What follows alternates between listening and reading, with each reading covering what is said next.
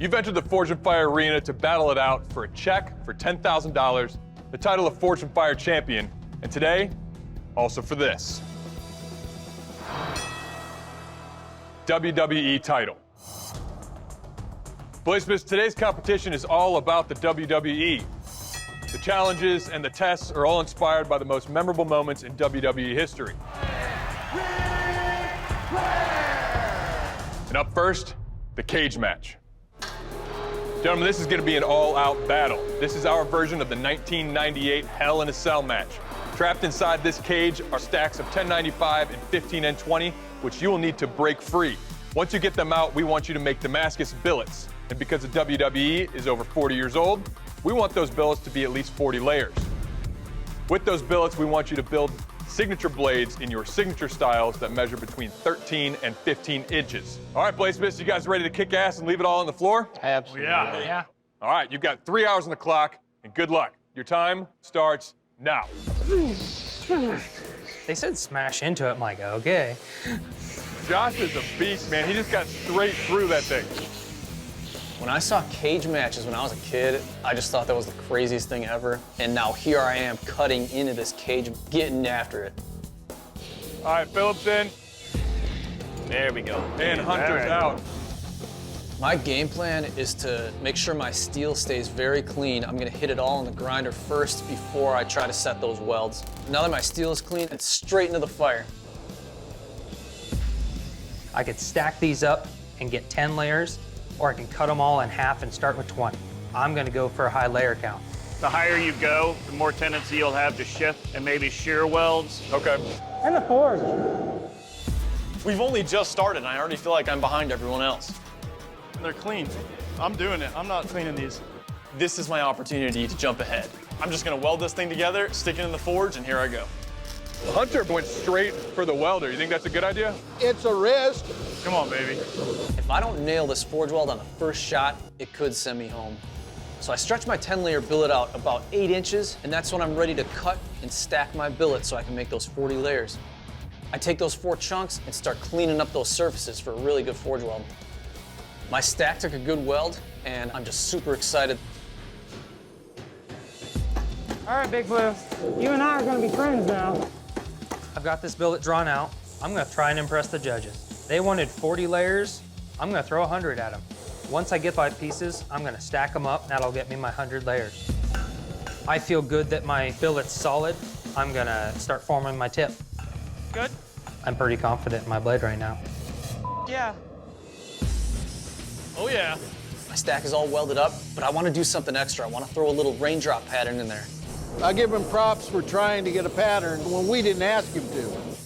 I don't know if this is gonna work, but if it does, it'll look really good down the road. Now that I have a rough shape, I have to go in for the quench because I'm looking at the clock and it's running out. There you go. Philip just quenched. There we go. Looking good. I'm overjoyed that it's not warped because there's no time to fix it anyways. That is nice. Time to quench. That's a hot blade. He's happy with it. We'll see when you guys smash a chair into it. I clean it up, throw it in the etch. I pull it out, and it's got a beautiful 100-layer Damascus pattern. That's fantastic. Quenching. Hunter went in screaming hot. I like that. Smoke. All I see is smoke. I notice when I pick my blade up that there is a warp. Oh.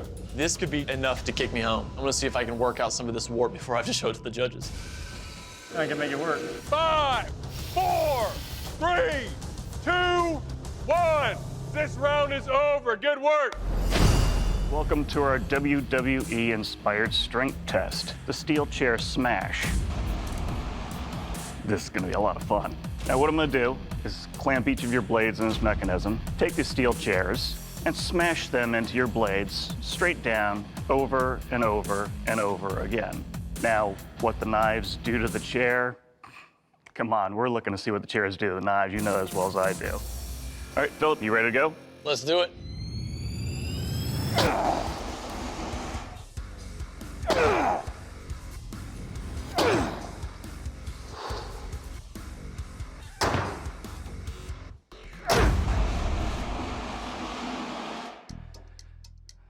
All right, Philip, you've survived.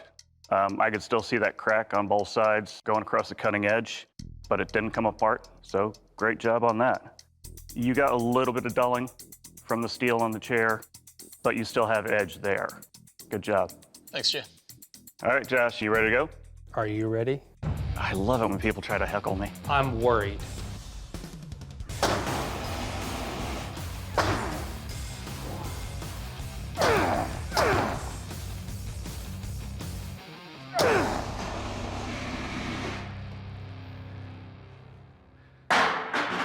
Well done, sir. Thank you. All right, Josh, you survived. Good job. The edge on your blade, it's not super sharp, but there's still an edge there. Not crazy about the handle, though. It feels like my fingers are getting squeezed in between these two high points here. Beefing up the handle would have been a nice touch, but didn't affect this test at all. So, good job. Thank you. You ready, Hunter? Yeah, let's go.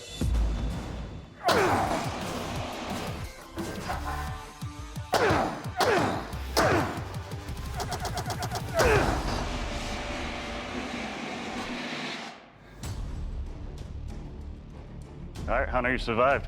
Your edge, you do have some chipping here, probably from too much heat in the quench, but your knife's in one piece and the chair's toast. So good job. Thank you. Bladesmiths, welcome to the sharpness test, the Turnbuckle attack. Now, to find out how sharp your weapons are, I'm going to take your weapons, and I'm going to be cutting, gutting, and smashing this turnbuckle. Philip, you're up first. You ready for this? I'm ready. Let's do it. All right, let's do it.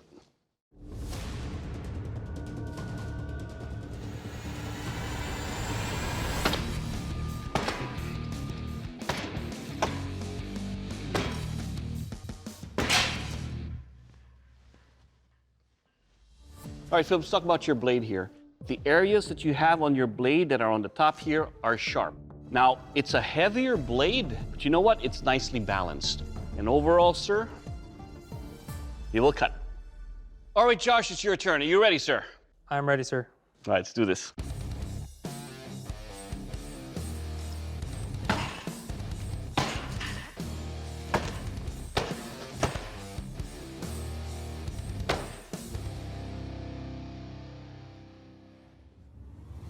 All right, Josh, let's talk about your weapon here.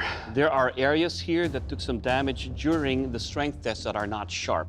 But the areas that are sharp cut nicely on the turnbuckle. Now your handle construction is just so narrow that there are times when it wants to spin around my hand because there's space inside. But overall, sir, your weapon, it will cut. Thank you, Dad. All right, Hunter, you ready? Yes, sir. Let's do this.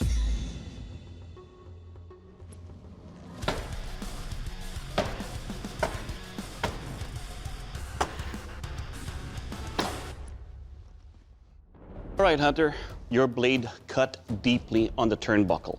And that is because your blade has the thinnest grind among all the other blades. Now your handle construction. It is wide enough that I can be comfortable with the blade in slashing and controlling your weapon. Overall, sir, your weapon, you'll cut. Thank you.